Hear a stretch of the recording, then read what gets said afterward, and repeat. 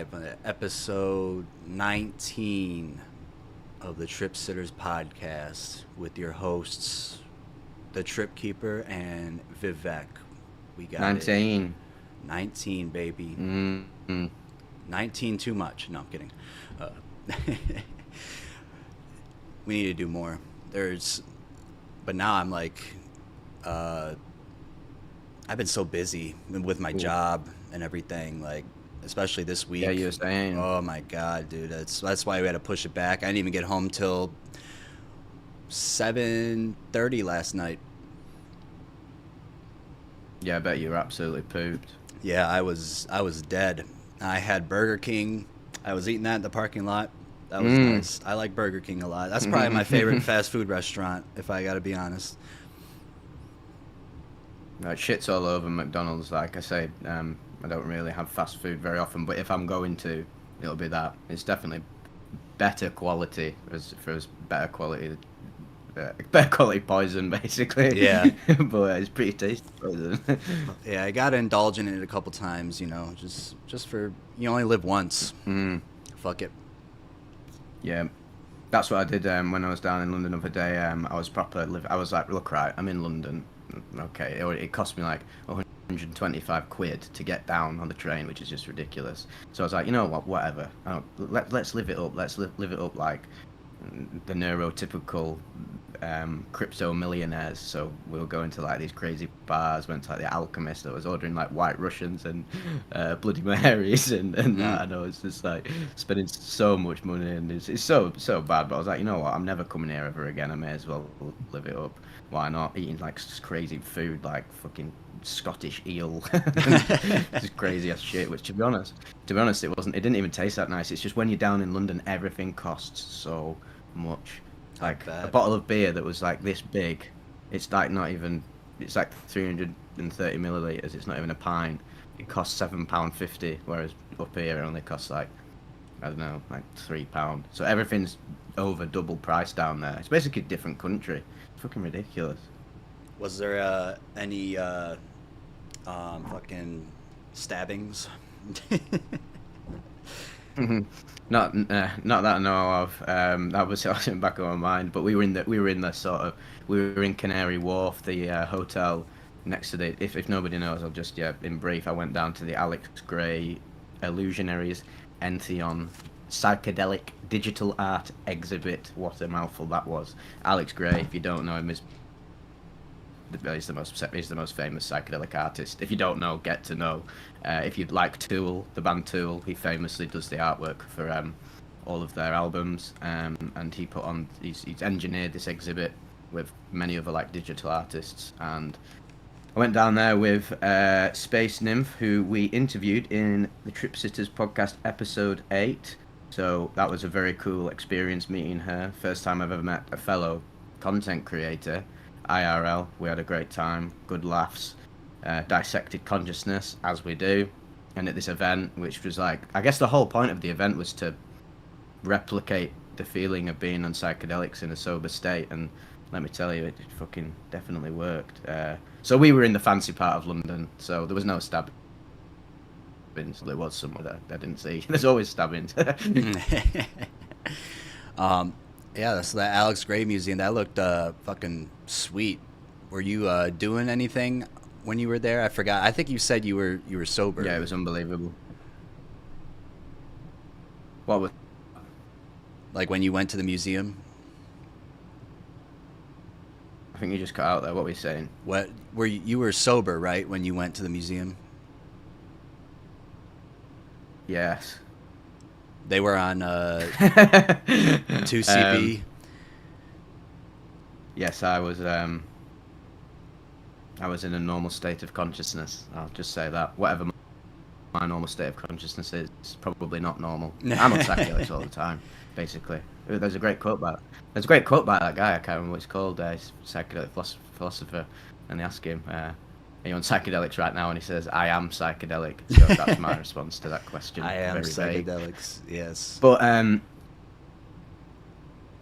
it was my favorite room. So the first room is like it's a hallway. It's like an infinite hallway, and It's like one giant screen, and it's just loads of Alex Gray's artwork. It's morphing.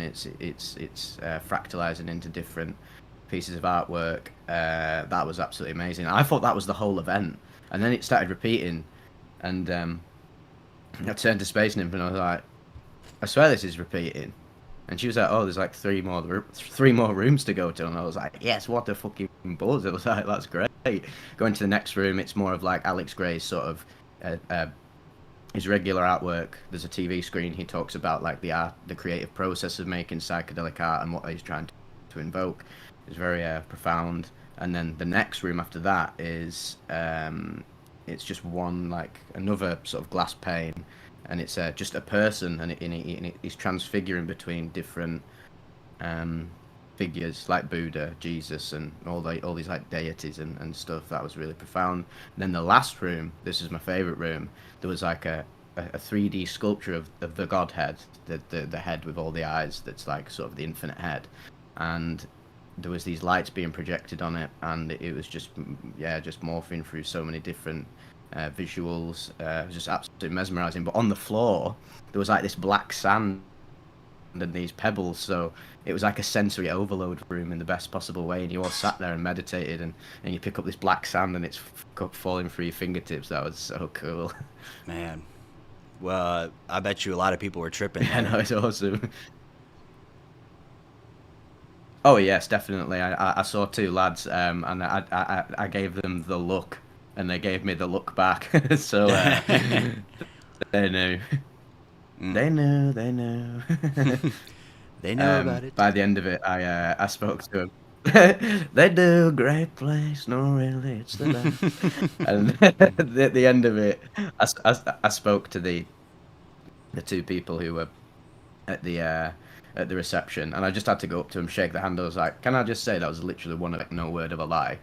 And I was just talking with them for a bit. And funny enough, obviously, I told them, I didn't tell them about Vivek, but I said I've got a psychedelic YouTube channel, and I've been a fan of Alex Gray my whole life. So for me, this meant a great deal. And then what did he say? He asked me if I'd done psychedelics before, and I just thought I'd lie about it because part of me was just like, I don't. Part of me was like, oh, I don't really. I know that psychedelics are illegal. I don't really want to get like the event into trouble. So I just said I did what Brian Murarescu says. He's a great psychedelic investigator, and I said, oh, I like to analyze psychedelics from afar. I have more of an interest in the analysis of them. And he was like, boss man there. He was like, yeah, I've never done DMT before, bro, but I find it so fascinating. So the people at the event, either they were lying because they had to because they weren't there, or they've literally never done psychedelics and just like his artwork, which is wild. But I mean, you can't not love his artwork. It is absolutely mesmerizing. It was so it was all his artwork, or was other people too? It was all his artwork. It was all his like based upon his artwork. But if you look on the Facebook event, actually I was looking on it before, and it was a collaborative, like the digital stuff, like actually engineering the digital exhibition. That was all the work of, in fact I've got them right here, Delta Process, this is fascinating, TAS Visuals, who I've actually used his visuals before in a video. I'll have to send you him. He's very famous. He does lots of like festival visuals and stuff, and I've been following him on YouTube for a while. I didn't know he was involved. Then there was the sound design was awesome as well, because it was like so bassy. There's so many like sort of them like didgeridoo sounds, like shamanic noises and instruments. That was by Ilya Zupin. 3D modeling by digital sculptor Ryan Total. But it was all predicated around Alex and Alison Gray. So brilliant collaborative effort. And unfortunately, it's only on until January. I was like, mate, this should be on forever. Everyone needs to go to this. Right. So is that like a art museum there? Like it's a special exhibit?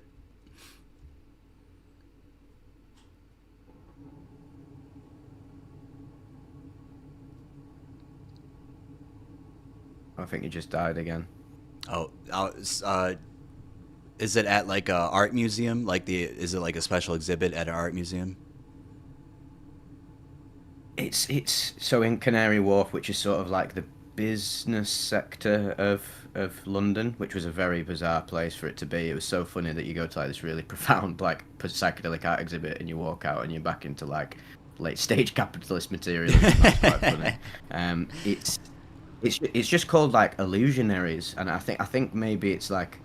I think maybe it's an art exhibit, like it was tiny. It was actually very, very small. The exhibit, the building, it's just nestled inside another building. I think maybe they have different art exhibits every year, and just happens to be Alex Gray's event. But if you could check this out, to be fair, there's an Alex Gray art gallery in New York. 46 Deer Hill Road, Wappingers Falls in New York. It's called the Chapel of Sacred Mirrors. Oh my god, that sounds so psychedelic. Chapel of Sacred Mirrors, dude. That's Yes, it's like a church. It's like an art church. So there's no like religious doctrine. It's like a church of psychedelic art, and it's like a haven for psychonauts. It sounds awesome. Space Nymph again was telling me about it. I was like, and then at the end of the event when I was talking to the people who were at reception, I was like, oh, I'd love to do this again. I'm so gutted that it's going to be over eventually. I'd welcome back. And they're like, oh, you should check out the Chapel of Sacred Mirrors in New York. And I was like, oh, fucking hell, New York, that's going to be expensive to go to. And then I realised, oh, wait, I have the ability to go there if I end up making money one day. I was like, I just need to stop going to London and spending money on eels. And then I can go. Eels, White Russians. So it's in the back. Yeah, I was like proper living it up. It was all funny when they came over with all the drinks, because she doesn't drink, Space Nymph, bless her. She was just knocking back the sparkling waters, and I ordered these drinks. I was like, right, I'll have a White Russian, I'll have a Bloody Mary, I'll have a margarita, I'll have it all. And then the woman came with it all on a plate, and like she dished it out to all three of us, thinking there was one drink per person. It was all for me. How drunk? I don't even drink, but I don't even drink. Nicely drunk, not too drunk. I just enjoyed the taste of it. I was like, it's called the Alchemist, like a cocktail bar. And I don't really drink. Like I wouldn't say like I'm a big drinker, but I like the ritual of it, and I love tomato juice, and I like milk. So White Russian and Bloody Mary was like just a spicy version of having them normally. I was going to ask you about that. You're saying you're alcohol free. You're doing quite well with that, aren't you? Yeah, I've let me check. Last time I drank, I got this app called I Am Sober. Where the fuck is it at? There it is. I've been alcohol free for 1 month and 5 days. Damn, that's crazy, because I was following your progress, because I remember like when the first few days you'd posted it, I was like, oh, fair play. And now that's significant amount of time. Yeah. So did you have like, would you say you were quite addicted to it? I was drinking beer almost every day, pretty much. Those Miller High Lifes, Coors Banquets. Yeah. Luckily, I wasn't drinking liquor too much. You know, that was like occasionally, like maybe once in a blue moon. But yeah, it was like I had a period there. I was drinking 7 days in a row. You know. And yeah, that's when you become dependent. That's when you formed a habit, isn't it? That's the ultimate problem, isn't it? Really. Yeah. Dependency. Yeah, and then I just stopped one day. But I think for New Year's Eve, I might. If you've been able to stave it off for a month, that means, I guess, you've proven to yourself that you have the power to have some self-restraint. And it's New Year's Eve, isn't it? I mean, at the end of the day, you got to let loose in some fashion, haven't you? But then, obviously, you've got to have the consciousness the day after. The problem is like the day after, you've got to stay super conscious, because the mind often comes back and like, oh yeah, well, it won't hurt to actually do that again. Yeah. And then I'll just stop after this. Obviously, with my ketamine addiction, that was the thing. It was like, I wouldn't do it for ages, and then maybe I'd slip into it, and I'd be like, oh well, it can't hurt this one time. I've proven to myself that I don't need it. Like, but then the next day comes, and then before I know it, it's a week later, and you're back performing a habit. So yeah, it's a tricky one, isn't it? Do you wish you never did drugs? or no? Ever. Yeah. Ever. Well, I wish that's a great question. Um, well, if I never did them, I wouldn't even be talking to you right now. Yeah. I wouldn't even have Vivek. But like, I think this is yeah, it's a good question that because if I didn't do it, I don't even know what I do for a living. I mean, I wouldn't be doing something that I love. I'd be working, I don't know, a job that I hate 100% because I didn't know what the fuck I wanted to do after school. I had no ambitions. This has really just made my life, Vivek. But the only reason it came about was because I had some crazy psychedelic experiences, and I've had a very tumultuous relationship with substances. So, yeah, despite all the suffering it's caused me, I'm glad. I'm glad I've done it, and I'm still working for it. Like I'm still the ketamine addiction. It's up and down. Like, but I know I'm not stupid. Like I know it's just a process. Like, eventually it'll be the makings of me.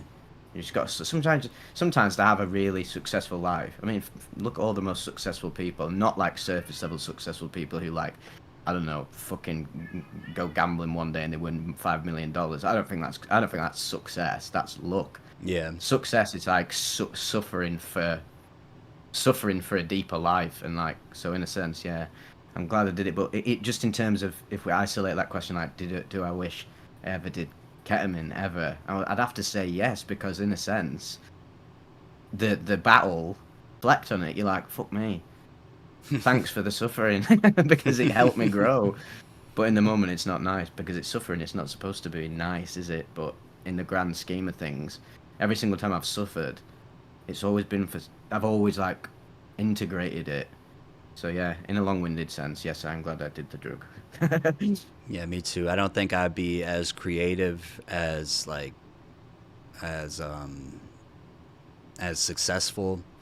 It's when I'm on these trips, they show me, what I like to do, what's good for me, what's bad for me, what I should stay away from. Um, Yes.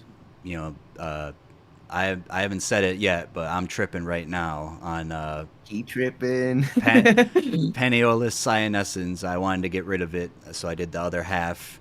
Uh, Shout out my guy. Mhm. Uh, Yeah.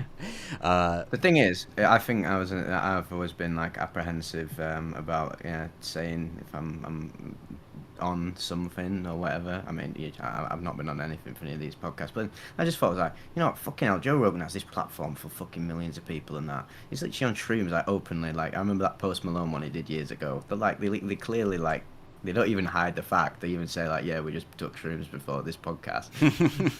It's just so funny that like it's funny that like you can be on them. Like you couldn't get arrested for being on a substance, could you? Unless I mean I don't know, unless you had some dickhead cop, I guess, or some dickhead security. I mean they're not going to do anything. They'll just be because at the end of the day, the only illegal aspect of it is the possession of it, and usually they're not going to jail it. I mean, they might put you in the cells if you've got like quite a bit of cocaine on you, or whatever. But they're really just asked about the sale of it because it's well, yeah, well, that's a whole other story. Like, why are drugs illegal? For so many reasons, and different reasons for different types. Like psychedelics probably are illegal because they know that they expand people's minds and should they not don't be want driving more on money. them either. Oh Definitely should yeah, not yeah. be driving. Mm. No, oh yeah, I fully agree with that. Like, that was a funny thing. I love watching, like when I watch Mad Men. It's so fascinating how normalized drinking and driving was in the '60s. And if you actually get caught drinking and driving, all you have to do is just pay like a fare, and then you just let off. Whereas you drink driving over here, like you lose your license, it's over. You have like a driving ban for like 2 years. That's good. That's a good law, I'd say, because some people are just crazy Yeah, and right. they need some regulation. Yeah, because I mean, it's very dangerous to drink and drive, and because you can kill somebody, you can kill Mm. yourself. But like killing somebody else, that's the thing. Like Yep. when you're on the road, you don't really think about that stuff. But like then you start thinking about it, and you're like, holy shit, someone could really just run into me right now. That's why you got to be careful and like always look at Mm. your surroundings. I'm always looking at everything around me. Like I'm like a paranoid driver. But I'm very conscious of driving. Like, I won't go on my phone or anything. That was one thing that was mad about Japan. I don't know if I mentioned that in our podcast, but the amount of people in Japan that drive when they're just like glued on the phone is crazy. Like, it's a wonder there's not more like driving accidents over there. They're absolutely glued to them. And over here, if you get spotted if you go past a police officer and you're on your phone, you're fucked. Like, that's I don't know how many points it is on you because you get certain amount of points before you get a driving ban, but that is a lot of points because you're endangering someone's life big time.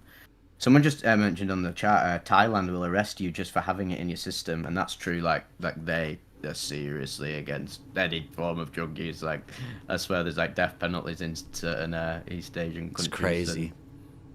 And Middle East and stuff like that, which is funny. My mate, he lives in Dubai, and he goes partying and he's with all these super like rich people. They're all on cocaine, all of them. It's everywhere.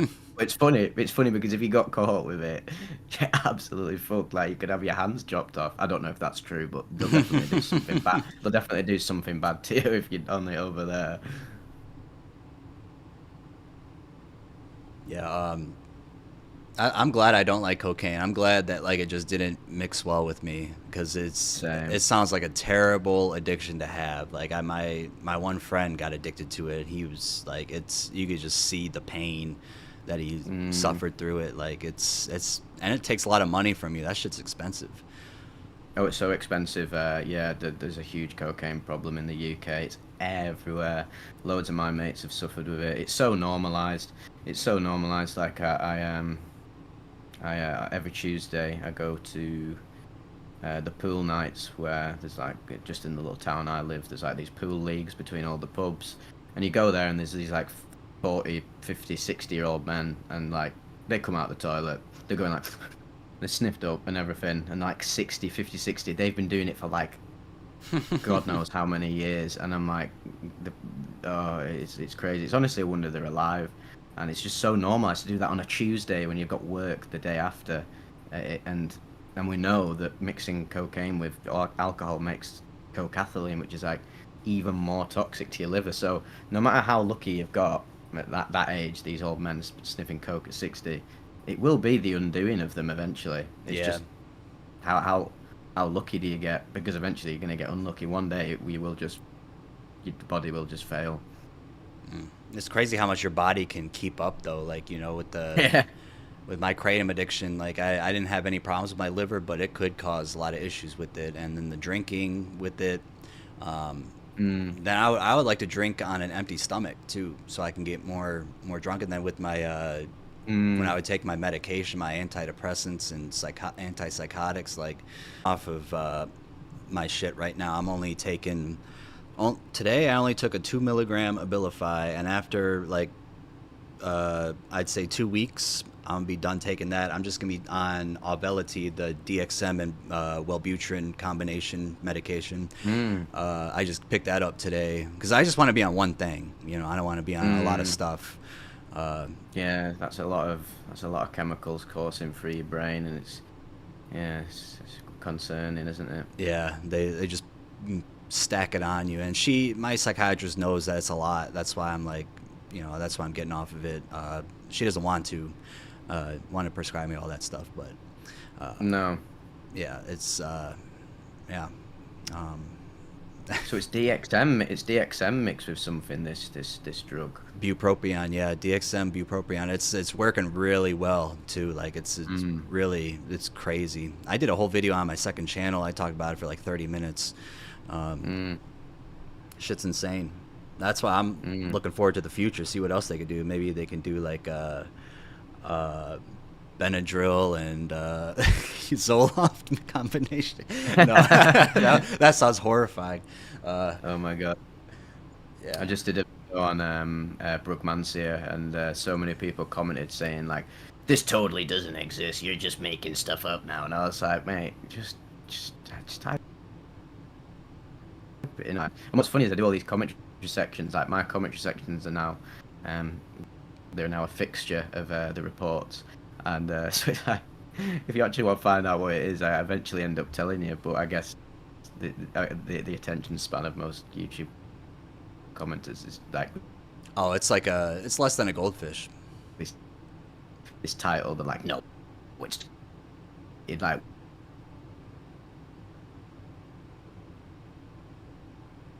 we know how it affects your brain. And then to be fair to the YouTube commenters, like who accuse us of being like, oh, this is all made up, whatever. Um, they just don't have as much education, do they? So No, they just say whatever. That's why they say that shit. Because they don't know. The loudest people are the dumbest people.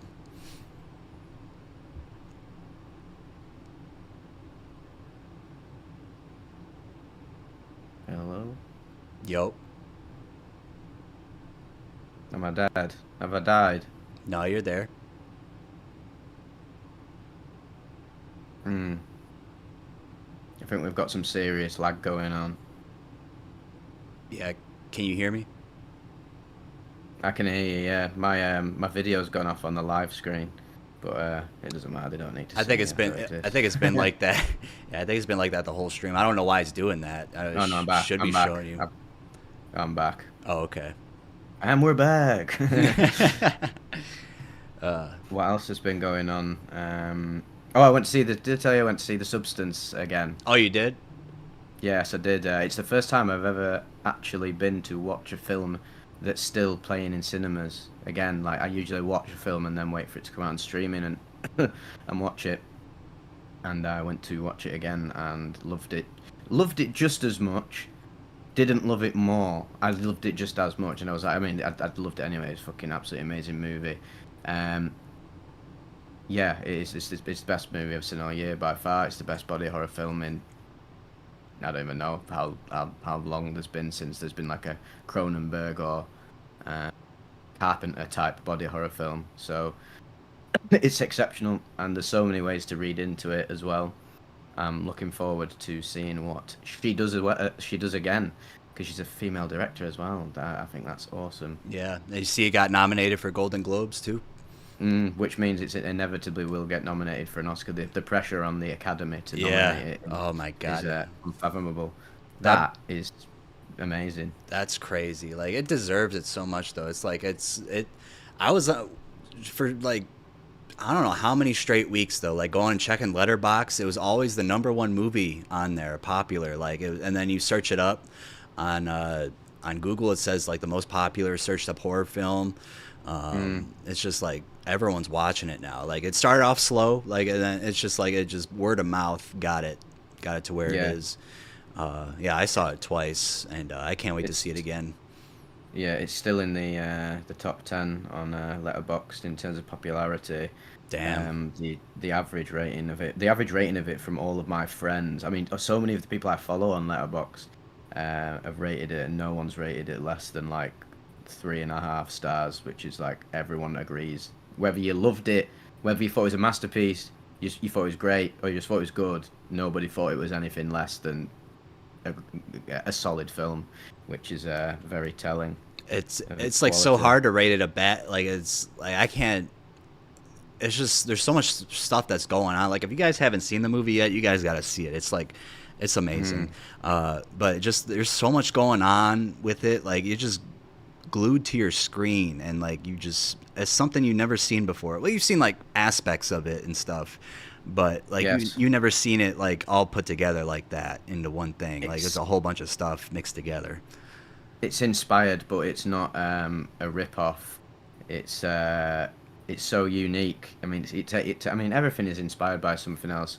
I bet someone on Letterboxd has rated it like 2 stars or something. Said, "Oh, it's just Kubrick meets Cronenberg meets this meets that meets some feminist like agenda." Like, there's definitely that. There's definitely that guy, isn't there, on Letterboxd? Yeah. But they missed the point. Like, they missed the point. It wasn't just an homage or a tribute to all of the influences. It was creating its own thing through the lens of, well, love for cinema. And isn't everything inspired by something anyway? Like Everything. everything, yeah, even everything original is inspired by something. So and anybody, I mean, the reason it's also relevant to like our channel, not just because we love talking about movies, is because it's called The Substance. There's so Right. many ways. I think the general reading is very similar to like Mulholland Drive. Like the reading of that film is about the sort of the casting couch sort of aura to it, where it's like, okay, look, right, Hollywood is full of these perverted executives who favor like beauty, and it basically throws out aging female movie stars or celebrities to replace them with the new one, and of course there's going to be an inner desire of these like inner desire of like these aging stars, which is funny because it was Demi Moore that was very clever, because she's not been in a big movie for ages, Yeah.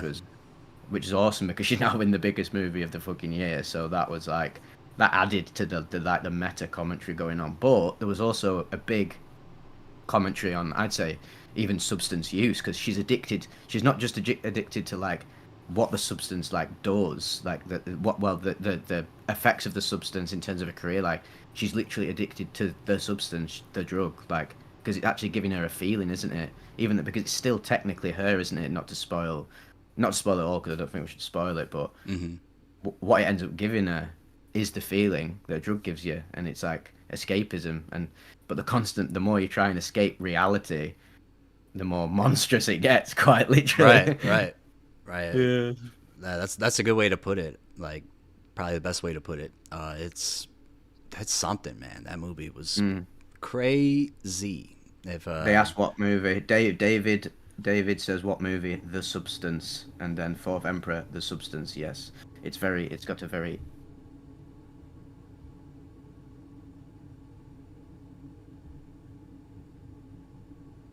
Oh, you there? Easily Googleable. Like, good films have been. Whoa. Hold on. You what was that?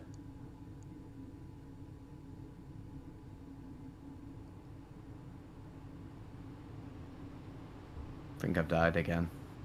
Oh, I can hear you now. And we're back. Yeah, and we're back. Love Liza is also relevant to definitely your channel. Oh my god! So yeah, you checked that out, right? Yeah, me and my mate, Bingles. He's probably watching this right now. He always watches it. We always have movie nights like throughout the week. We're just obsessed with movies, like as we are being kinophiles. And I told him, about instantly gave him the synopsis, and he was like, "I'm sold. Get it on." Philip Seymour Hoffman huffing petrol. How can you not love it? It's so funny, but so tragic. Like it actually like really moved me at the end, because it was so funny. Like it was funny, but there was always an undercurrent of tragedy. But then at the end of it, I was like, whoa! It went from like a really good movie to an amazing movie just with that last scene. It really encapsulated it all, didn't it? Yeah, that movie was. I ended up watching that at like.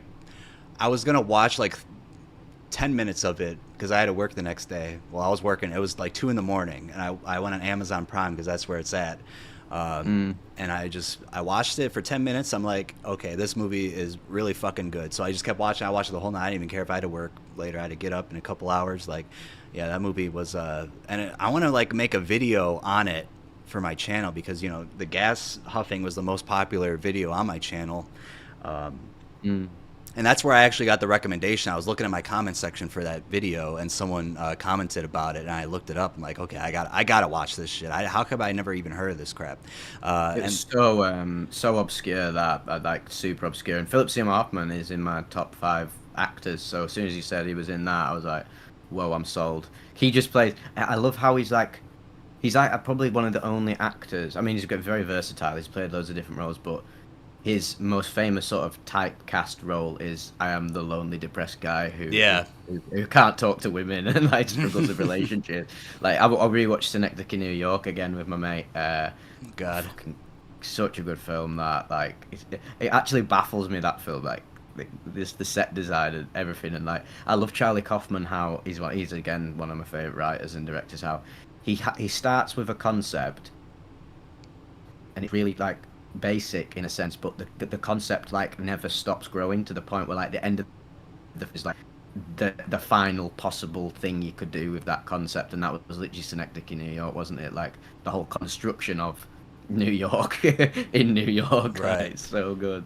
Yeah, that movie. I don't even know if I want to watch it again, but it was like, it's in my top 50. But it's like it's one of those movies that is hard to like put on a second time. Like, you know, it's you really got to be in the mood for it. Mm. But once you're in the mood for it, it's like, oh man, it's one of the best films ever. One of the best filmmaking movies ever. Like it was, yeah, Philip Seymour Hoffman. He's Mm. very, very good. He's in my top five too. Uh, Anywhere from The Yeah. Big Lebowski all the way to The Master. The Master is a really good film too. I love that movie. I need to watch that Yeah. again. That's good. Uh, I've not seen that in like 10 years or anything. Same. Again, like I love coming back to I love coming back to movies. I've not watched since I was like, I mean, I was 17, 10 years ago, so my understanding of reality was much less limited. So, yeah. Some guys just trick me out a bit. He's just put, tell Vivek to close Persona 3, which is the game I'm playing, and I have absolutely no idea how he's figured that out. I'm playing that because I don't even know how. Are you in? Is he in the room? Is he in might the room? be. He might be. Maybe His connection is on ketamine. That's a good one because you're dissociating pretty much. That's it. Oliver again, but Love Lies Bleeding 2024. I think is he trying to ask as well. It's called Love Liza. It's quite a weird. Who's called Liza nowadays? Like Yeah, that's nobody. strange And then name. another interesting thing about that movie was that like he got interested in like making planes, robot planes, and then he went into that boat competition, and he swam in that pond. Like, oh my god, That's so funny. that's crazy. It's so funny. Like he loves that petrol, and then there's them kids who love the gasoline, and then he starts selling them gasoline. They can't just buy it themselves, you know. At different like how many gas stations you have to go to get like banned from going there? You know? Yeah. I need more films like that. I'm just if there's a film about like substance abuse, I just find it so fascinating because there's so much you can do with the characters because it's such a great anchor for their like mental downfall. So many of my favorite films like Train Spotting, Requiem for a Dream, again like well yeah, The Substance, Love Liza. There's so many of them. I want to watch this film actually called. Have you heard of it called Spun? Spun? Yeah, it's about meth addicts. It's like a tragic comedy again. No, I haven't heard of it. Let me look it up. It's not got like the best ratings, but everyone says it's decent film. Oh shit, Brittany Definitely worth Murphy. it for the setting. It's like Requiem for a Dream, but it's like the comedy version of Requiem for a Dream almost. Damn. Yeah, that's a good cast right there. Brittany Murphy. When she Yeah, I've died not in actually what watched like it, but, 2000? Oh, she died in 2009. I thought she died earlier than that. Yeah, that's Oh shit, she died. Oh fuck. yeah. Oh yeah, she was in Clueless. Oh, that's She's sad. in Happy Feet too. What? Well, she's seriously versatile. Looking on her. Yeah, that's. Yeah, I didn't know all these what movies she's she been was in. Jeez, 8 Mile, Girl Interrupted, Sin Oh City. my god, yeah, Girl Interrupted, that serious film. Like Cause of Death. She was okay. So she had. Yeah, it was a drug overdose. It always is usually with these Yeah. celebrities. They must be going through fucking hell. Like, we obviously like yeah. I think celebrities are worthy of critique and like elite culture is and that. But so many of these like great people like Philip Seymour Hoffman and Robin Williams and all that, like fuck me, they're not living normal lives. Like I would go mental if I was living their lives. No wonder they lost the plot. Yeah. It. Yeah. Damn. She L-methamphetamine and chlorpheniramine. That's the shit in quercetin DXM medicine, Hmm. which is crazy, dude. She's on a whole bunch of different stuff, and she says Hmm. that she had pneumonia, iron deficiency anemia, and then multiple drug intoxication. It's Shit. always over the counter. Yeah, it's always over the counter stuff as well, isn't it? Usually, yeah, combined with like some crazy ass stuff. I think I swear Philip Seymour Hoffman was like barbiturates mixed with like alcohol and cocaine, which is like that. That sounds to me like some so it's like well, it could be involuntary suicide attempt. If anything, it was gonna kill you, wasn't it? Stuff like that. It's fucking crazy, man. People don't realize like what. I mean, when you do any like sort of substance, or or eat food or do anything, or you go to somewhere that's got high pollution levels, you don't actually have any frame of reference for what is literally going on inside your body until it starts like dismantling itself. Like we can do so much stuff, and we have no idea what it's doing to your on your insides until it's too late. Yeah. So hard to be healthy. Like it's actually genuinely difficult. Now, I give respect to people who have never touched drugs or alcohol and nothing. Like, and they eat a healthy lifestyle. Like, that's just. Oh, speaking of healthy lifestyle, let me grab a kombucha. I'm gonna drink. I'm Oh yeah, craving one right now. Hold on, give me. I'll be right back. I don't blame you. Safe and sound. Should Spun have a trigger warning? I was addicted to smoking meth for years. I'm 6 years clean now, and I don't know if I want to see a movie about something so close to home. I can't actually say that. Maybe Stoner's Couch, the other person in the chat, could clarify that because I've not actually watched it. I'm planning on watching it soon, so I wouldn't know if it would trigger anything in you. But if you're worried about that, it might not be for the best. But congratulations on being 6 years clean. That's a long time. In another sense, in a positive sense, you being 6 years clean is like, fuck me, man. Like you've done bits there. You've really conquered the beast. On the other end, I mean, there's two results of you watching this film. It could trigger you and be too close to home and like I don't know, have a negative reaction to it, or it could be a positive reaction where you're seeing like, shit, I'm watching a film that's literally replicating what I went through, and that can be quite profound. That can be profoundly positive. Like they need to make a film about someone going through ketamine addiction, and then I'll be like, oh my god, that'll be because so many films about like alcoholics and heroin, like Trainspotting, etc. Anyone who's probably been through heroin addiction, like, probably gets even more out of that film, like with the battled the beast. But then there's a problem where I've talked about this. My one of my exes was a heroin addict. This was before she watched Trainspotting, and she was like, she mentioned, oh, I think I'm going to try heroin, and I was like, well, here's why you don't do that. So I put the film on for her, and I was like, this film tells you exactly why you don't want to do that. But because her psychology was so twisted, she romanticized the film and completely like didn't get the message. She turned it into romanticized it, glamorized it, and I was like, whoa, this is the danger of sort of mentally fractured people watching stuff. But that wasn't the incentive of the film, really. Speaking of Danny Boyle, he's got 20. Have you watched 28 Days Later? I haven't, I'm gonna watch it though because I'm excited to see 28 Years Later. Dude, that you see that picture of Cillian Murphy? Yeah, well, it's like oh my god. Well, apparently they came out today. The sources for the insiders on the film said it's not actually him. It's just a dishevelled zombie, but it looks like him. Because obviously, I mean, if it was him, I was like, that's quite a disgraceful spoiler if that's actually him, because the whole I mean, he's not in 28 Weeks Later, like it's got a completely different set of characters, but from what what's been implied, it is in the film. It would have been if that's actually him, that's a terrible spoiler. I would have liked to find that out. So I think it just literally is some guy that looks like him, because he lost so much weight for Oppenheimer that he looks like the ant off Ants. Yeah. But 28 Days Later is awesome. If you've not watched that, whoa, that is like sometimes it's my favourite horror film, especially living in the UK as well. I think it hits home a bit harder, but also just the way it's shot, because it's shot on like shitty digital, like the first digital cameras.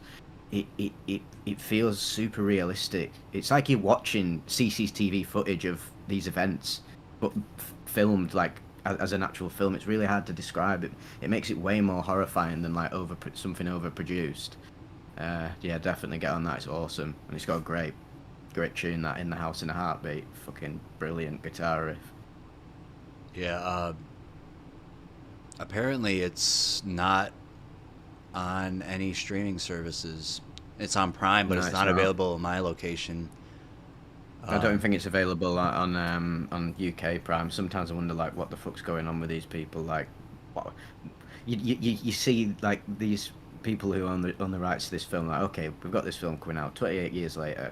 Why would we not capitalize on the fact that everyone now wants to go back and watch the Right. first two? Put it And on these HBO guys Max or finally. something. It's literally on nowhere. It's literally on nowhere on it. It's actually on nowhere. That's hilarious. Which means we're going to have to resort to the devil's work, pirating once again. Shit, someone's selling it for $5 on eBay. Oh, you could get it. Yeah. Oh shit, I forget that physical media exists. I've pretty much gone digital now. I have like a digital PS5. I just buy everything digital because I've got great internet connection, and I've got my bookshelves full of games, and I'm like, I can't really be bothered buying another bookshelf just for like the novelty of. I love physical media though. I do love it, but yeah. Yeah, they're selling it for cheapest one you can get, $125 on Amazon. That's wild. Why is it like that? Well, That's so it must maybe it's strange. rare, maybe. There's no way. This is not right. What the No, hell? that's ridiculous. Someone's just selling the DVD just without the case. Like, Oh yeah, that's hilarious.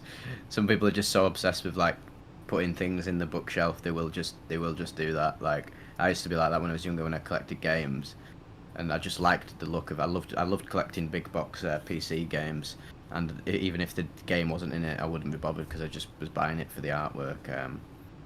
I've got this game called. This is when I will eventually buy a private island in 40 years when I'd sell this game. It's called Thief 2, big box. It's in mint condition, and my mate bought me it for my birthday. It's one of my favourite games, classic game from the 90s. My mate bought me it like 10 years ago for my birthday, and now it's worth like £350 mint. So in like the next 40 years, whenever how old I'm then 60. God knows how much it'll be worth. Then it'll be a relic, and I'll probably be able to sell it and move hell to yeah. some island. I know, yeah.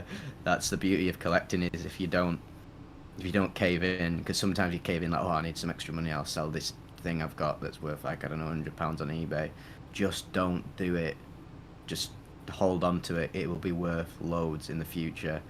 Um, it's like Pokemon cards, isn't it? Like people selling Pokemon cards like fucking thousands and thousands of pounds just for a little card. Yeah, it's crazy. What do you see? The ruby red slippers from Wizard of Oz that just sold for $32 million. Whoa. Yeah, Because there will be someone out there who's like the biggest fan of that movie and also a multimillionaire and can afford it. Because if you can afford it, like that is a that is a relic. That is a fucking literal ancient relic. That them slippers. So of yeah. course there's going to be someone who buys it. And this is another thing I'm banking on as well. Another gold mine of mine. I've got a PS4. Let's hope this PS4 never breaks or dies. It's got a demo on it for the. It was for Silent Hills. They were going to resurrect Silent Hill, and the demo was called PT. It's a very very famous game demo. And then eventually the guy who was developing it, Hideo Kojima, he got kicked out of the company, and the project got scrapped. And it was going to be the greatest horror game of all time. Like it had Guillermo del Toro involved, Junji Ito, Hideo Kojima, and it was based upon Silent Hill. It was going to be the greatest horror game of all time. And then Konami shelved it, and they shelved it off the PS Store. You can't even get the demo anymore. So the only way to play that demo is to have a PS4 that has it downloaded on, and my account has it downloaded on.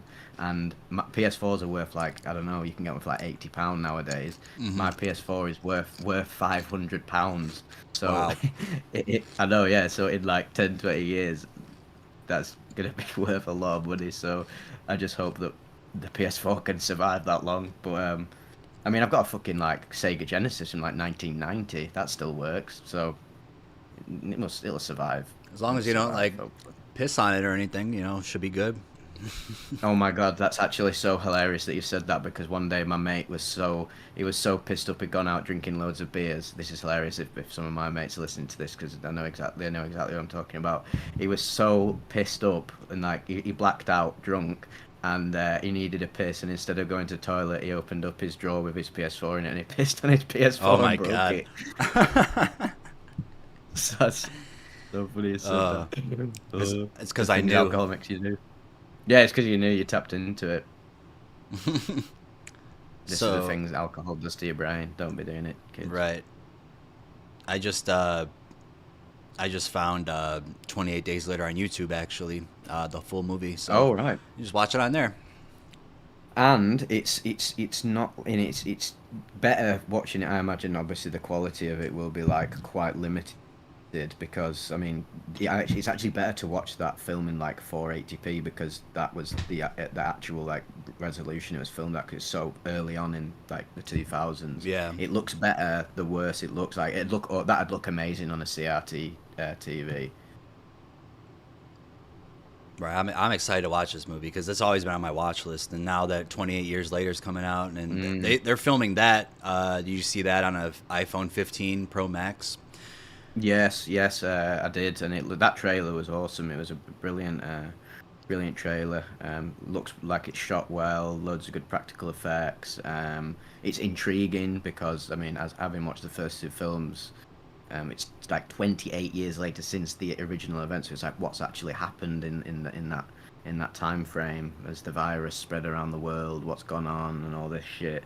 It's such an influential movie, 28 Days Later, because it was really like the it began the running zombie trend, didn't it? Because then Dawn of the Dead remake ended up making the zombies faster, so it's super influential. Mm-hmm. I'm Makes not them a scarier as well. Yeah, I'm not a big fan of zombie movies either, but they're the ones I do like. It's like, yeah, those are amazing. Um, Yeah.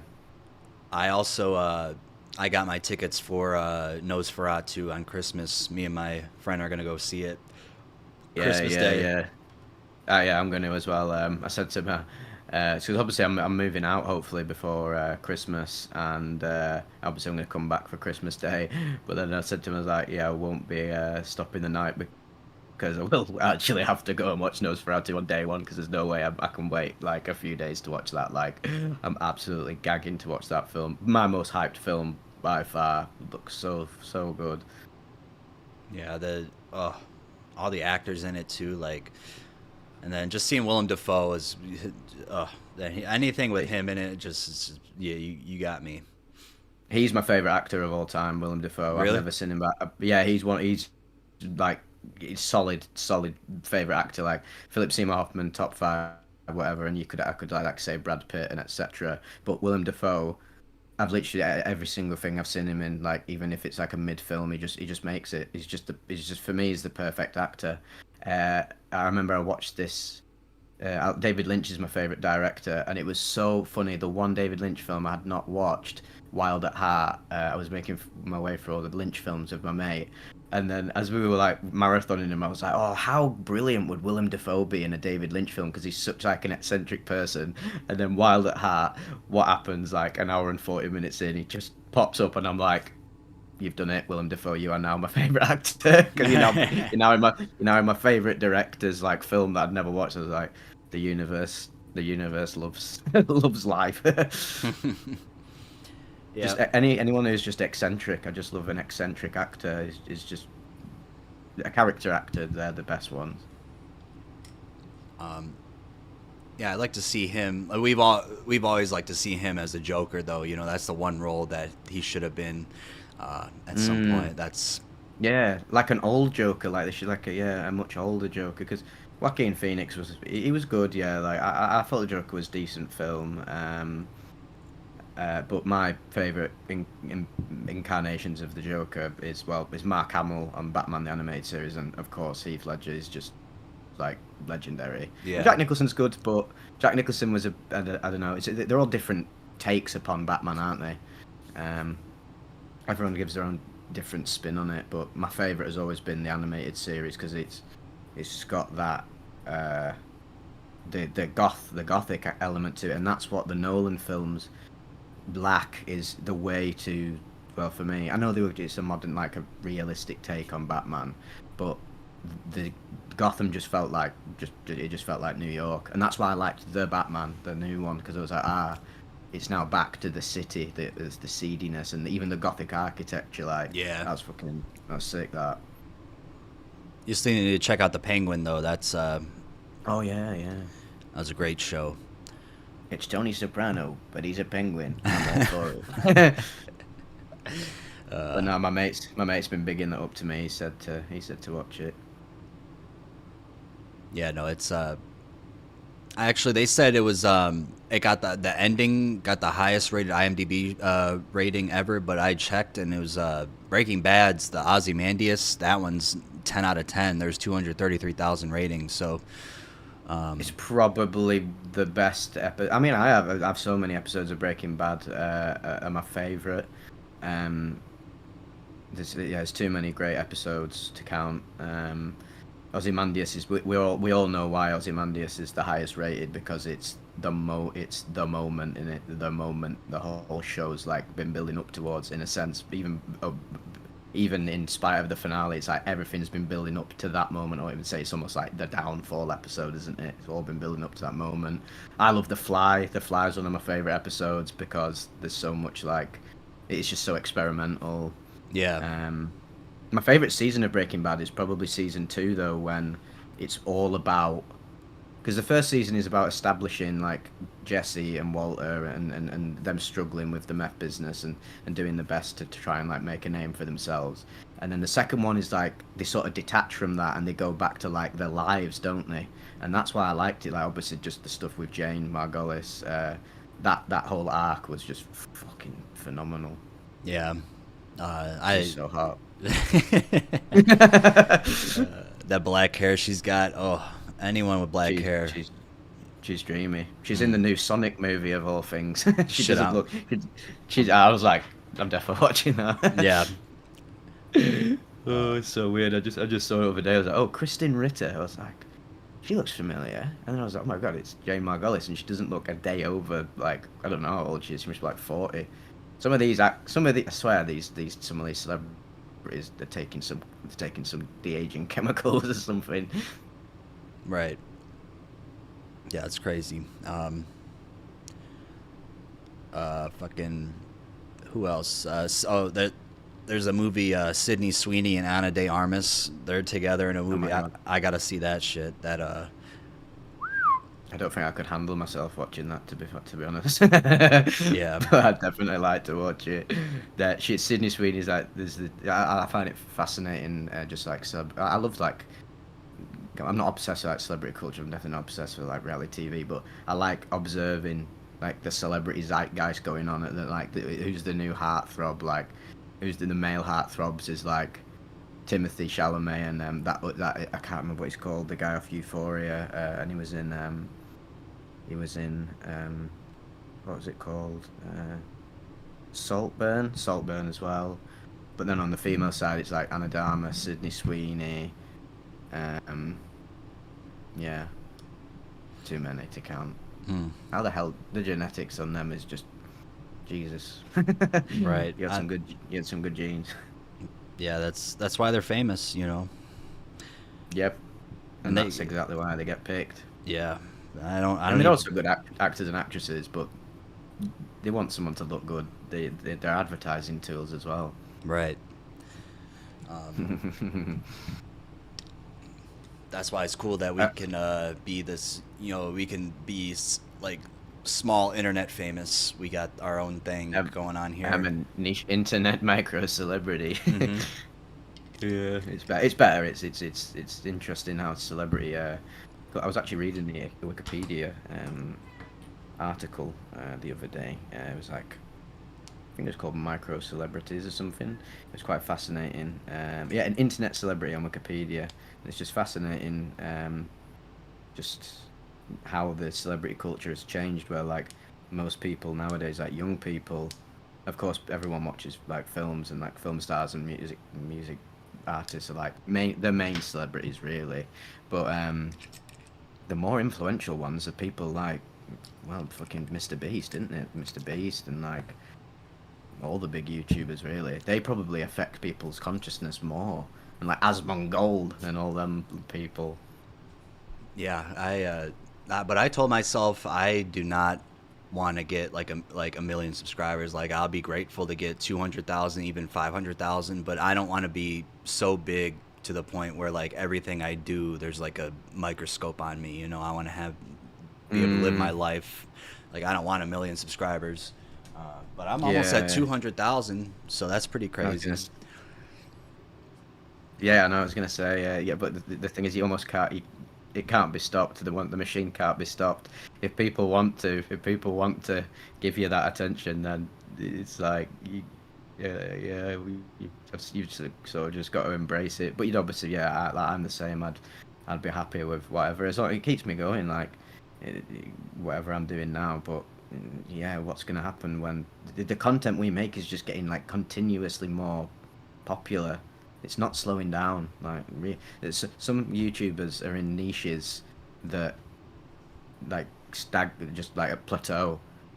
And I don't think our content's gonna plateau. I can't see it like plateauing. Like people are continuously interested in psychedelics, drugs, and yeah. So I don't know where we're gonna be in 5 years. It's Well, like, you'll be 30 in 5 years. oh God, don't even want to think about that. That's I'll be crazy. 32. I'll still be getting ID'd though, thank God. I still get ID'd. I swear to God, if I took, if I over day I was yeah, I bought a CBD drink, and the guy really did not think he was like, huh, this guy's trying to pull the wool over my eyes. He's like 12 years old trying to buy CBD, and I was like, you having a laugh, mate? Like seriously, just look at me. And then he was actually shocked. Like, oh, I'm really sorry about that. I was like, mate, I'm not. Don't be sorry. You thought I was like 17 years old. I'm literally like 27. But if I took my beard off, mate, I would literally be a baby. I would actually be. I'd be getting ID'd all the time. Yeah. It's crazy what the facial hair does because obviously you've got the facial hair as well.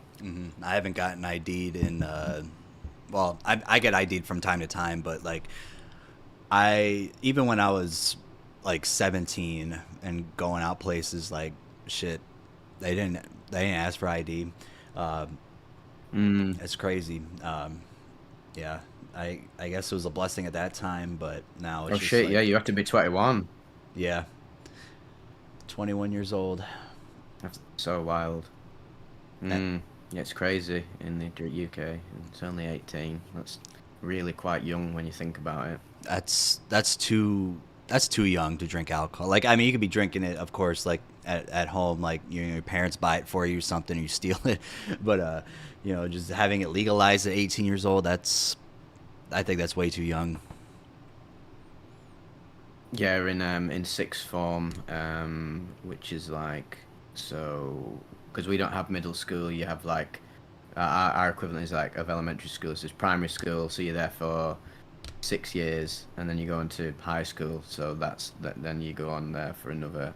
Well, then there's like year 7, year 8, year 9, year 10, and year 11. So then you finish high school, and then you either go to college, um, or you just get like I don't know, you just get a job or whatever. You don't go to college, or you go to sixth form, which is like an extra 2 years of like high school. It's called A levels, where the main reason you go there is you get these A levels, which is like it's like beyond SATs. Ours is called GCSEs. It's something different now. They always change it. So you get these A levels, and then you go into university. So when I was in year 12, I could drink, and I was basically still in high school. I could legally drink, and I'm the oldest in my year. I'm born in September, so when I went back to high school after finishing normal high school into to higher high school, which is basically what sixth form is, I was like, "Fuck me, I'm now old enough to drink," and I was going out in town and getting drunk and everything, and I was like, "I'm literally in school, like I'm literally a school child. This is so crazy."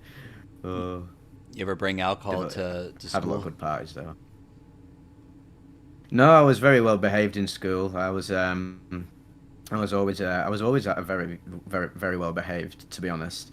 Even when I started getting into the dark arts, I was always very This is what makes me laugh. There's some amount of people I can see on the comments on my videos or message me or on the Discord like, "Yo, I'm fucking absolutely faded in school, bro," and I'm like vaping DMT in like the bathroom. Like, nothing like that went on in my school at all. But one time, this is quite funny. I brought poppers. You know, poppers, them little like things that you yeah, you could buy them. You can buy them. I think you can still buy them. I don't know if the law's changed. Probably has. But you could just buy them in like corner shops and convenience stores. And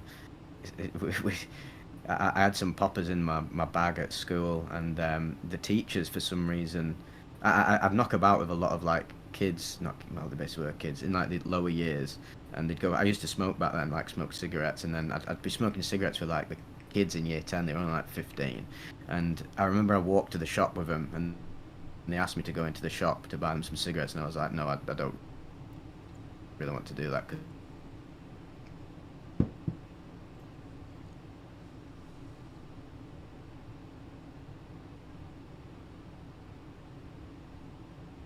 From like the bushes or something. In the day in school, he went and searched the lads that I was with, and they had tobacco on them. So he put two and two together, thinking I'd gone in and bought it for them, which I hadn't. So they pulled me aside, took me into pastoral, which is where all like the staff are, and they were like, Vivek, obviously not my name, but we're gonna be like, we're gonna search your bag. We're gonna search your bag because we suspect that you've been buying tobacco for underage students. And I was like, yeah, feel free, go ahead, like whatever. I mean, you'll probably find some cigarettes in there, but I smoke cigarettes. And I think they were trying to look and see if it was the same brand, and it wasn't, so there was no connection, and I didn't even go anyway.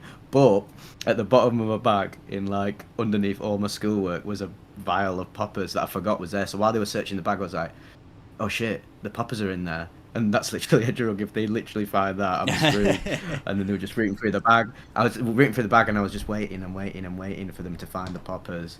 And lo and behold, they never found them. But there's only poppers anyway, so... yeah, it would have been too much. I never did poppers ever again after that. It's just poppers in there. It's probably not good for you, but I never did. And I only ever did the one. So I was just curious. It's just like... It's literally just a headache. Right. That's all I hear about. It's just a headache and ruining lives. I did a video on it like last month. It's just every life.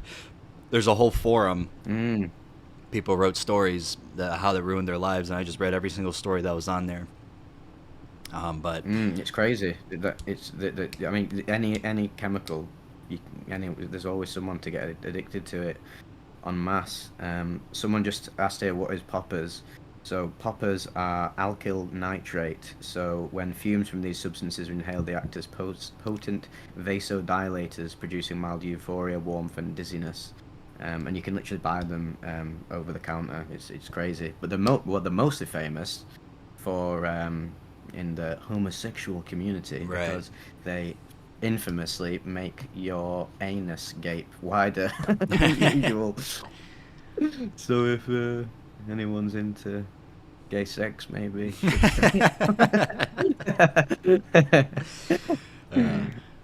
And also The Sopranos is when AJ gets caught with his eyebrows cut off. He's like, he's in the poppers and weird sex. Oh yeah, that's so funny. He's your fag.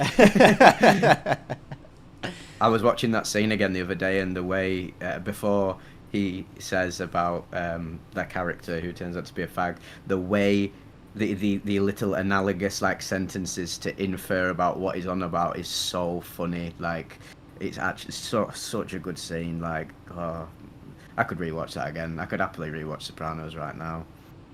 Yeah, I think anytime. It's never a bad time to watch it. I follow all the pages for it and everything. Like, it's just so funny. And you ever go on Circle Jerk Sopranos subreddit? No, but I need to. Oh my god, dude, it's hilarious on there. Like, oh my god, it's so funny. They always make like there's the constant meme that's always on there is like making Beansy a ramp, but it's always like it's like something else. It's like you gotta build I don't know, someone a ramp, like, or like they'll just put like ramps and just random photos and shit. It's hilarious. You just gotta check it out. But right now the biggest thing is that United Healthcare shooter guy. He's all over the place. People are making memes about him, but yeah, they're making Sopranos memes about him. Oh yeah, I Anti. need to look into that. There's so much stuff going on in the news. I'm finding it hard to keep up with everything going on. Um, Crazy ass times we're living through right now. Yeah. The only reason he's So, popular though is because he's like a really good-looking man, and he's a very anti-capitalist. So that's why he's getting a. um, That's why you get your pash. You get a pash for that. yeah, it's fuck me, yeah, there's just so much shit going on all the time.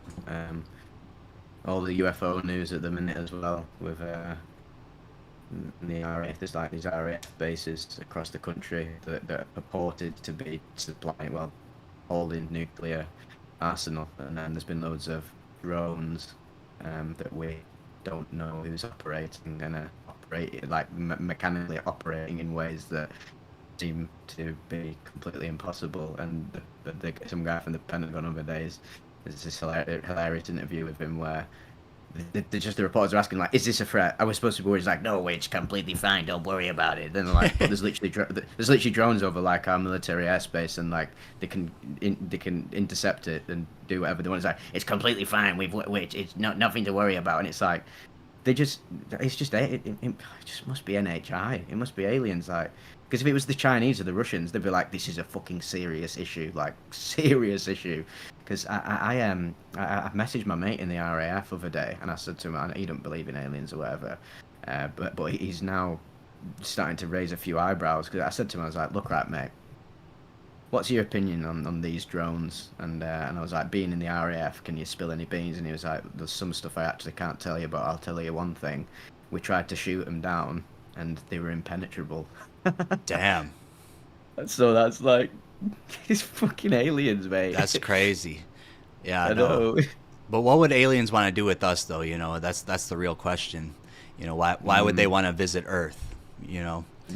well, my theory is it's all like my theory is they're doing the same thing as what we do when we go to like the Amazon rainforest and we want to examine life there purely for the beauty of we love examining life, and also we as and really conscious loving humans want to um like cultivate like maybe cultivate's not the right word but like maintain nature and stop it from being destroyed by the malevolent beings up for some nuclear war, a la the Cold World War Two, the Cold War. Anytime the nukes seem to be in action, these drones, these UFOs start appearing.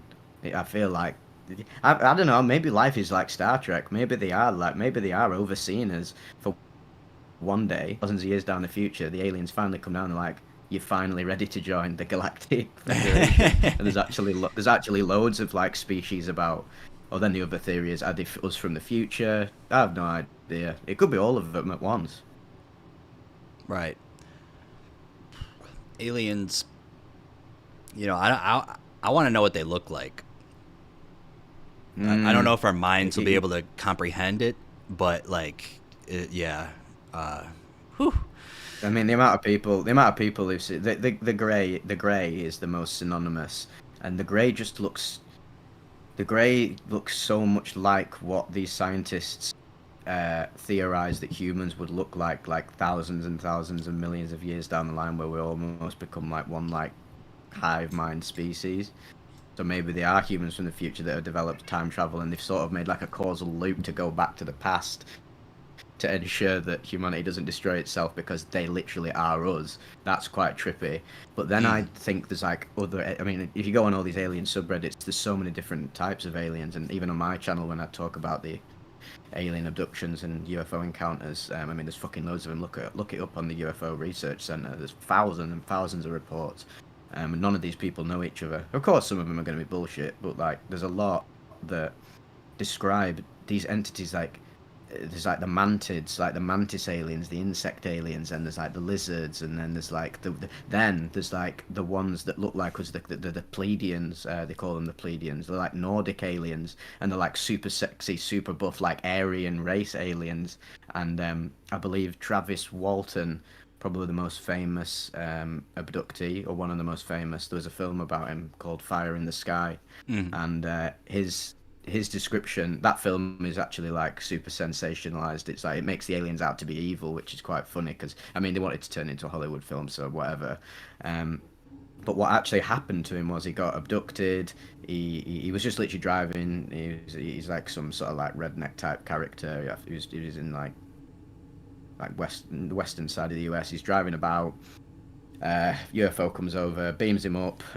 He goes missing for days on end. His family and friends are like, "Where the fuck's he at? There's no trace of him anywhere." And then when he eventually they find him, and I swear, I think he's like naked or something. They just find him like in the woods, and he tells them exactly what happened. He went up into the UFO. He woke up on like this operating table, and he had like some weird thing in the middle of his chest. These two grey aliens in like jumpsuits come in and they're like making these weird noises. He manages to get off the table. They run away. He then goes into like the control room and he sits on this chair and he seems to like, and he has like this weird sort of like psychedelic effect where he like has an entire vision of the universe or something, and then a sexy alien woman comes and she takes him into another room, and I think it's Travis Walton, it might be another famous abductee, but she actually has sex with him. Oh god. And yeah, it's so crazy. There's so many theories about the aliens might be like procreating with us because they're like sort of interested in our DNA.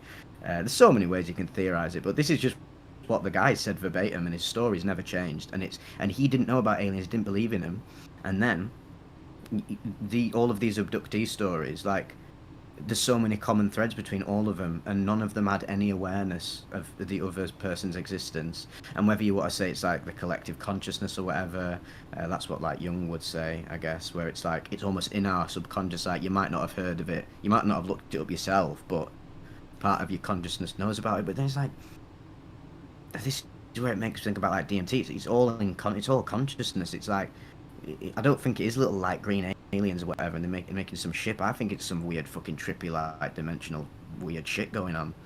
Because people talk about having sex with like Benadryl like demons, don't they? And like actually literally orgasming. So what's going on? Are they just like are these aliens nymphomaniacs? Yeah, the space nymphomaniacs. That's where she got the name from. Maybe she's an alien. Oh yeah, when I talked to her, I was like, "You're definitely from Zeta Reticuli, you." Oh fucking hell. I think it just proves that, yeah, consciousness is way more malleable, way more flexible than the materialist, like physical people like to make it out to be. And they're always saying like, oh yeah, you can have these experiences of God and aliens and entities, but it's all just the brain. And it's like, yeah, it's the brain is like, the chemicals go into the brain, but like the brain is more like a vehicle for consciousness. I mean, people literally smoke salvia and don't even have a brain. Like they become a fucking like. My favorite is the Ferris wheel. You're fucking not a. If you keep saying it's that whatever, maybe it is the brain. But that just proves that the brain is fucking like some infinite machine. Like, people are so stuck on like the nuts and bolts of it. Like, that's why I always use the word consciousness, because it transcends the brain. Like, I've had experiences where I wasn't a fucking brain when I was on 4-ACO DMT and became a galaxy. Like, I was not a fucking body. There's no way. It's like I transcended the physical self. No wonder they talk about transcending the physical self, because like this is just like, funnily enough, the aliens. Tom DeLonge from Blink-182 says this all the time. He says the Greys describe us as spiritual containers, which is almost like the spirit is contained within the vessel, but you can go beyond the vessel and become like an interdimensional entity. Maybe that's what DMT entities are. Beings that aren't constrained by like a brain. They don't need a brain. They are the universe. They're just like energy. So, yeah, interesting. I don't fucking know. I either had a dream or I really saw something last night or the other day. I think it was probably a dream, but I dreamt of a UFO, an alien, and it was beautiful.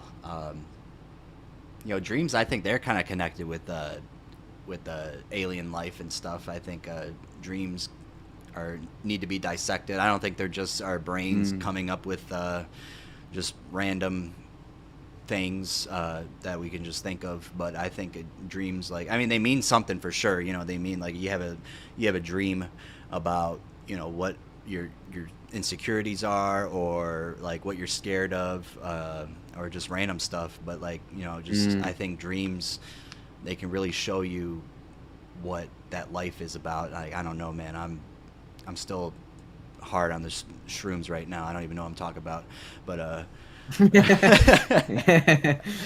I'm just We're just doing our best to figure out reality. That's what yeah, we're doing. yeah, Um, yeah, dreams are super trippy. I have majorly vivid dreams, like super same. vivid ones, and there's always some theme, there's always some message within them, but they're so profound and so expansive that it's like almost watching like an amazing piece of art that you're like, whoa, that really struck me, but I don't really know what it was trying to say because art's very densely layered, and that's why I guess maybe having a dream journal is super effective for maybe getting to the root of your subconscious.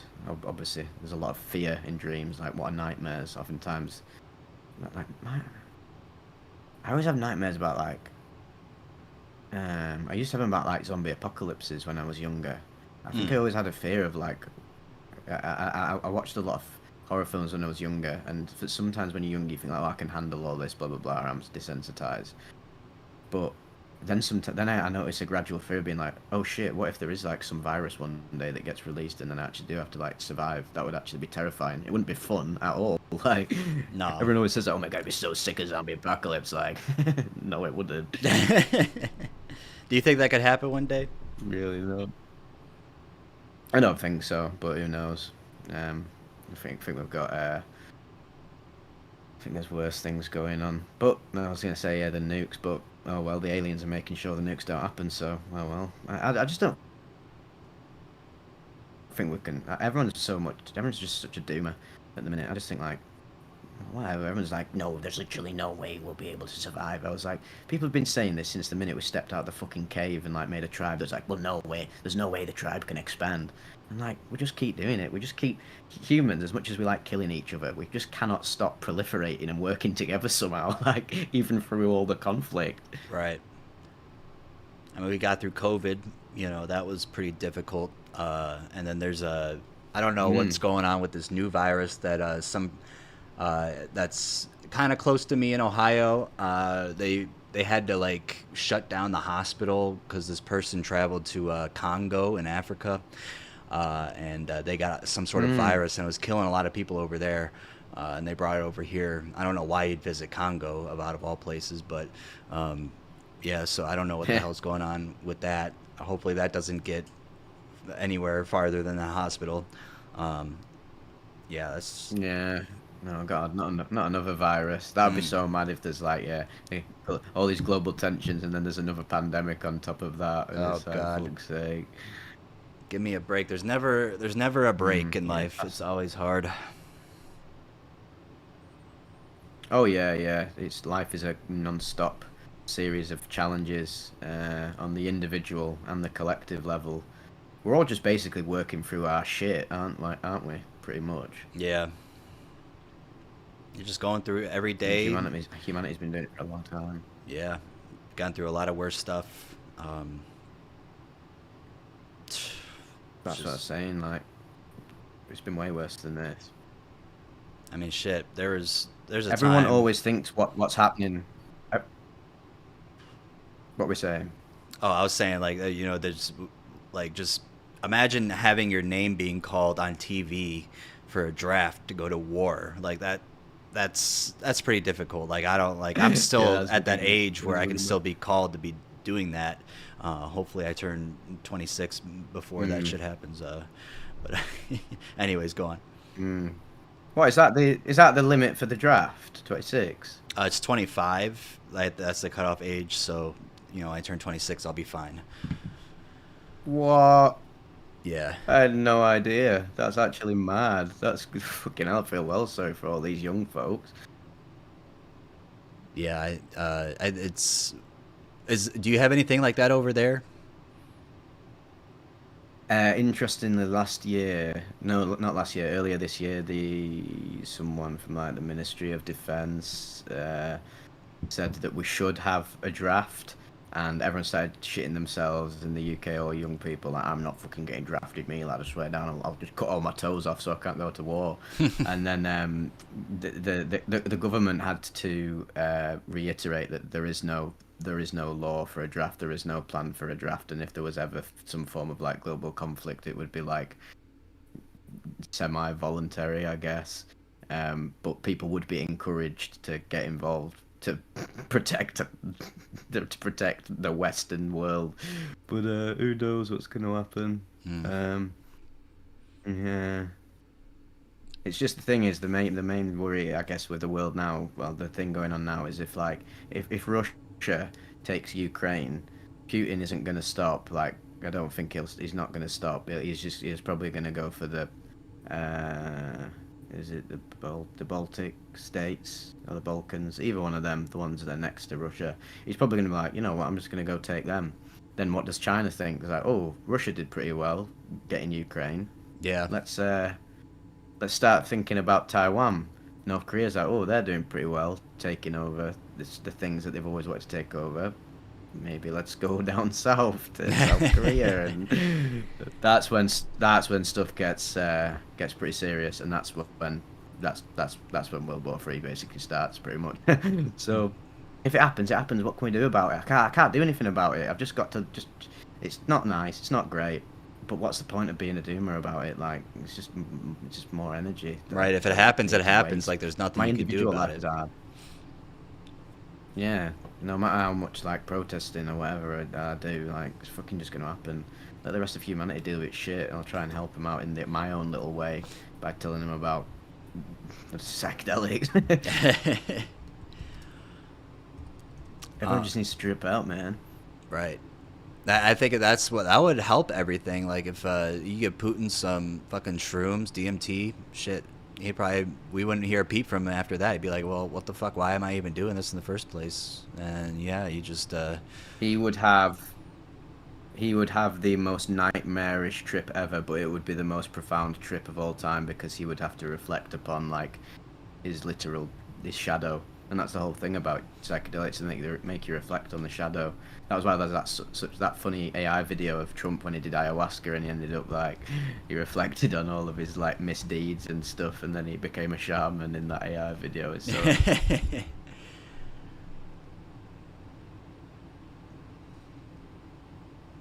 so funny. Do you think like what it says that Trump has been sober, he's never done drugs? Do you think that's true?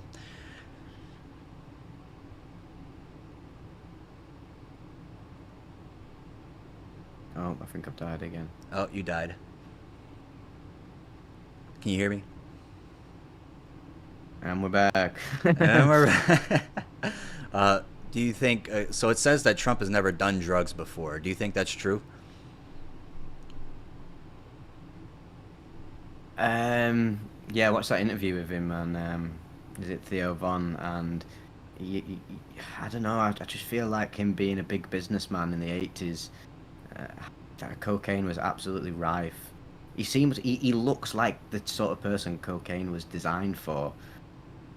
Surely he's had a bit of it, but and if he has, surely he would lie about it. Like, right. He's a great liar. He's brilliant at lying. He's such a good liar. I'm the best at lying. The art of the lie. No, really, it's great. It's like he's definitely drank. Like, what does he do to unwind? He can't just eat McDonald's all the time. Yeah, that gets you fucked up. He can. You see that photo of it was what does he do for fun? Like, what does he like right when he's chilling? Yeah, I don't know. Like, what photo is that? Well, the one with Robert F. Kennedy, Elon Musk, and Donald Trump all eating McDonald's on the private jet. Is that a real photo? It's a real photo. It's a real photo, yeah. These are the people now in charge of your country. Not saying well, not allowed to eat McDonald's, but what a strange what a strange trio of people. I know. Elon Musk is a fucking he's a fucking megalomaniac. He's a megalomaniac. He's crazy. He could have been. He could have been a really fucking great, but I mean, he's doing. I won't even diminish his technological achievements and the good that he has done. But right now, he is a fucking seriously toxic human being. Like, Yeah. and the fact that Trump has put him in a position of power, like whatever you think about Trump, well, that's fucking. This is a great quote that YMS said in Sardonicast, because they got asked, him and Alex, what their opinions were on the election, and they obviously had to like tiptoe around it because they don't want to alienate their audience. But YMS made a good point. It's like, no matter what you think of Trump, whether you like him or not, I think what's indisputable is the people he's picking out for his cabinet are fucking seriously problematic. Like, and I hate to use that word problematic, it's because it's been ruined by SJWs, but them people he has picked for his like as the heads of all of these sectors are like literally some of the worst human beings in. That's fucked. Yeah. But I do like what RFK, he's cutting out, like, food dyes and stuff like that. He's trying to add more peptides to he's trying to like make psychedelics more legalized and stuff. That's what I like about him. And it's funny because he's eating McDonald's on that plane, which is most funny. yeah, no. he's the most conscious of Trump's cabinet. I really think RFK's alignment with Trump was a massive factor in Trump winning. It was always going to win anyway. I mean, the man got shot and he made the most viral image of possibly all time. He was always going to win. Like that pierced the heart of so many Americans. Like you don't even need a policy. Like the fact that he did that like resonated with people, whether you like him or not. But RFK Jr. Pointing him in at the top of health is, yeah, that's pretty good. That's a good move, I'd say. But this is where I do slightly disagree with RFK Jr. He's super anti-vax, and God, I don't want to open up this fucking wormhole because people are so fucking emotional about vaccines. Like, what the fuck? Like, whatever the COVID vaccine, yeah, we can argue about it forever, but like vaccines in terms of like mumps and other vaccines that you literally need, like as a human being. Yeah. Like, they are actually essential. Genuinely, if I didn't have vaccines as a youth, I probably would have had loads of illnesses. But then there'll always be these people who'll tell me like, no, they wouldn't. It's all just fucking mind control. And I was like, I really don't think it's as black and white as that. So I think RFK is a bit unconscious about that. But there's just something about vaccines. I don't even think it's about vaccines. It's more about like the fact that someone puts something into you. People interpret that as like, oh, that would be the perfect method for mind control or something. So I think they formulate these narratives in their head. But I mean, whatever. Get rid of vaccines, see what happens. Right. Maybe everyone won't be. Maybe everyone will be all right. Oh, fuck knows. I'm not the head of health. Yeah, no, I don't like what's going on with what people are like with vaccines. Like with the COVID vaccine, you could think whatever you want about it, but like the fact that people are getting anti other vaccines that are like much needed, like when you're a baby, like people like new parents that are against the COVID vaccine aren't vaccinating their children with other vaccinations that you need when you're a baby. That's really scary. Yeah, that's where I think his major failing is RFK Jr. Whatever COVID, you have your own opinions on it, but the other vaccines are very important, I believe. Someone asks, sorry if this was asked already, but what do you all think about United Healthcare assassination? Like I say, I don't really know much about it other than what you told me. Some Sigma Chad took some guy out out of like the UNC. Yeah,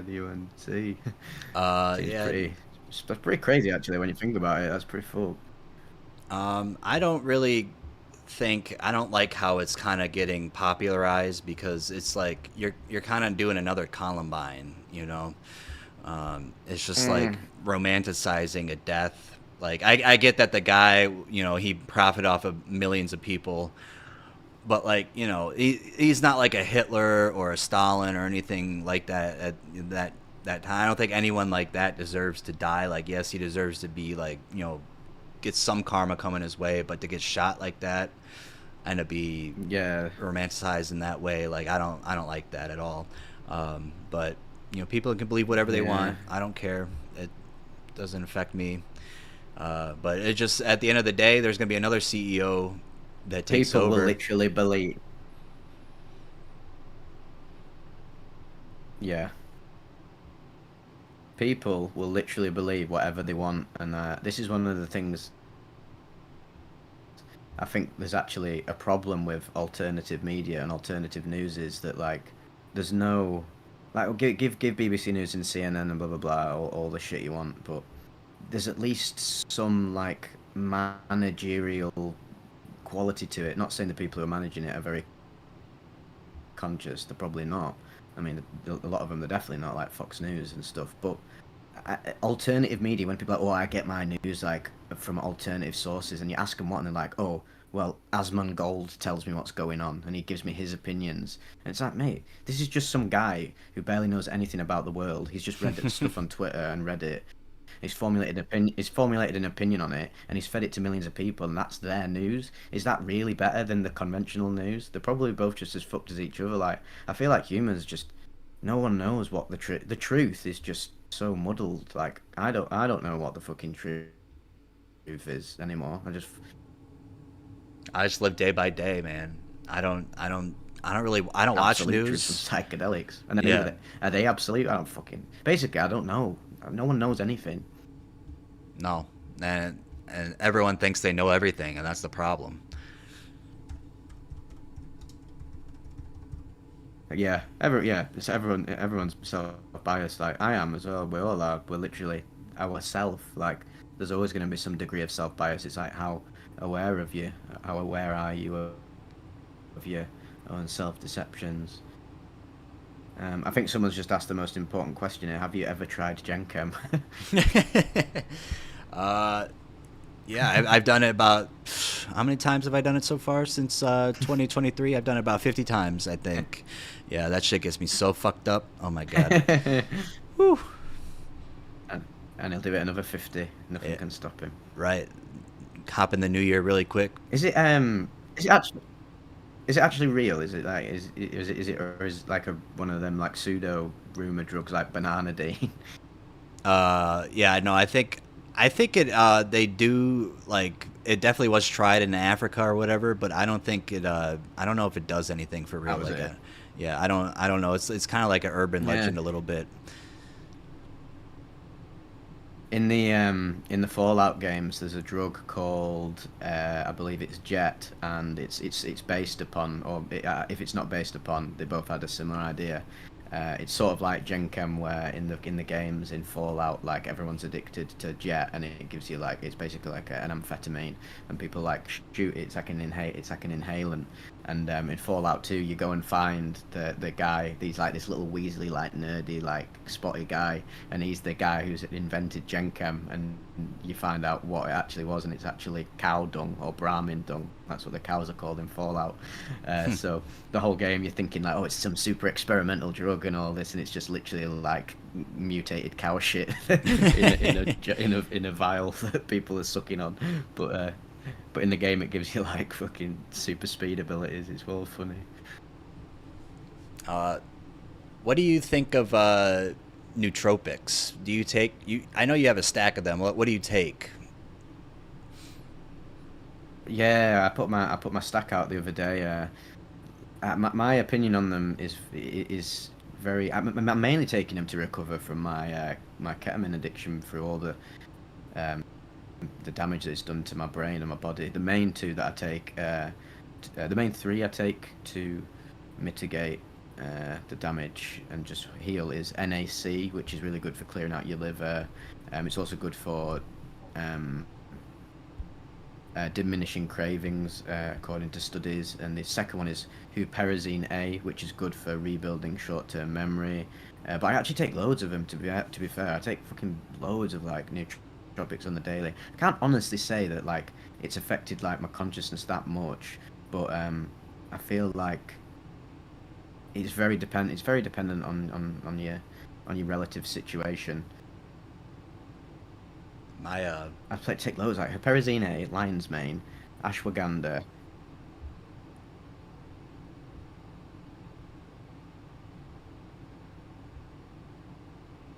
Let me cut out again.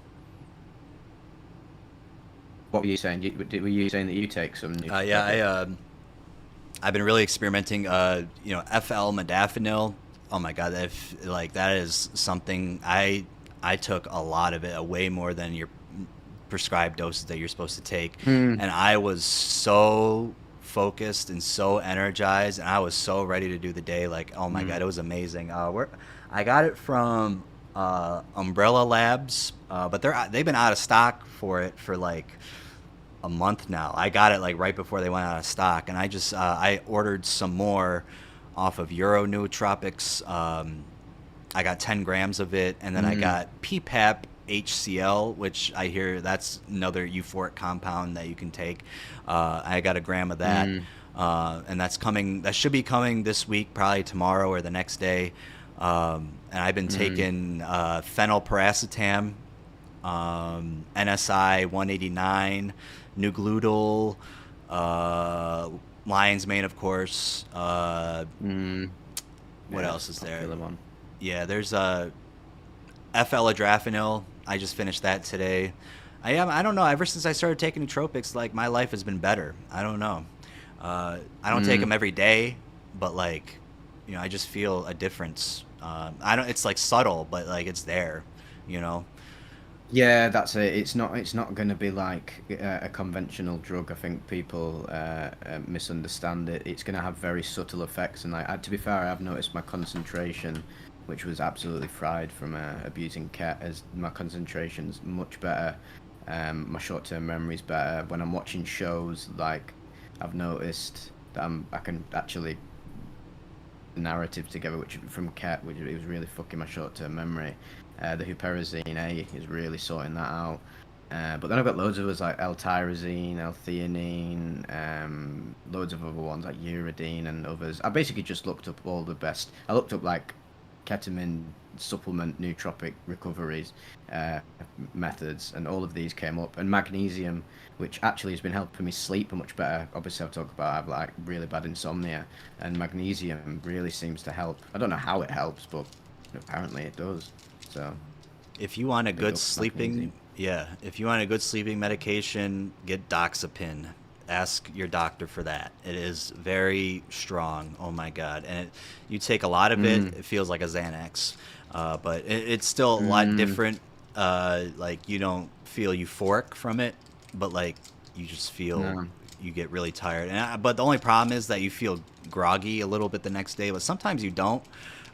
It just all depends, I guess. Mm, But you get the really good sleep from it. You get really, and you don't even know when you're falling asleep. Like you just wake up the next day and you're like, holy shit, I went to bed. I didn't even know. yeah. So if you're really Yeah. struggling The with only that, other sleep. yeah, Yeah, I need to. I do need. If I do need to get onto the doctor, because if I described them all of the problems I had, they would be like, "Yeah, we'll get you medicated." So probably need to get onto them about that. My mum, who's got like insomniac tendencies, she was on Zopiclone. We were talked about that a while ago, which is like that just knocks you out. But the problem is that it does make you quite groggy the next day. But it, I'd rather have. I'd rather just get to sleep and feel groggy and sacrifice that than be awake all night. Like fuck that. yeah. Um, Someone asked me, "Did you get the ketamine bladder?" No. This is what I talk about quite a lot with ketamine, because people talk about, oh, what's the worst thing about ket? It's the bladder. That's like the synonymous downside of it. But actually, it's one of, I mean, it's relative, but you have to be doing a lot of it to notice like severe bladder like pains. I probably have like more urinary frequency than most people, but in terms of pain, I never had any pain in terms of bladder. But what I did have was the K cramps, which is your gallbladder, which is below your liver, which produces bile. It's like a bile duct. The ketamine, if you're overdoing it, it will um, basically your gallbladder becomes inflamed from like the intense acidic nature of the ketamine, and basically you go into this cramp and it lasts for like an hour to 2 hours. It's the worst pain of all time. You're literally begging for like death. It's horrible, absolutely horrible, and that'll get you first. That'll get you first before your bladder. But then some people do it for 30 years and never have that, so everyone's just wired up Yeah, it's all differently. about the Doesn't mean you genetics. should be doing it all the time. Right. It's all about genetics. And my interestingly, my on my mum's side, my mum's side of the family, they have a history of gallbladder problems. So I guess I've inherited that because my friends who have been and are addicted to ketamine have never had these K cramps ever, and they use and have used way more than I've done, and they've never had it. And I'm like objectively the healthiest of all my mates. And another thing I was able to do was mitigate the bladder damage by drinking. I mean, I drink herbal teas and I drink water all the time, and the two main herbal teas you ought to drink are green tea and turmeric, because turmeric's an anti-inflammatory, which means it stops like the inflammation effects of cat. And green tea has a chemical in it called, it's either ECGC or EGCG, and that actually, if you have that an hour before consuming ketamine or any dissociative, powdered dissociative, it prevents the bladder lining from getting affected. They did it on rats and sheep, and I just find it funny when they do like tests on rats and sheep, and I'm just imagining them like giving them loads of ketamine, like let's see what it does to them. Oh, poor Still, sheep. still sad. Yeah, like rats, they're very smart, and it's just kind of a shame. Just let them travel the subways in New York City. Just why do you gotta test on them all the time? Yeah, Test on humans, the amount of stuff we've done to rats. right? Yeah, I know, test on human. The amount of stuff we've done to rats over the years is so sad. Yeah, They're gonna rise up. you search up a random research chemical, and then it's like, oh, we tested on rats, and they ended up having sex and dying right after.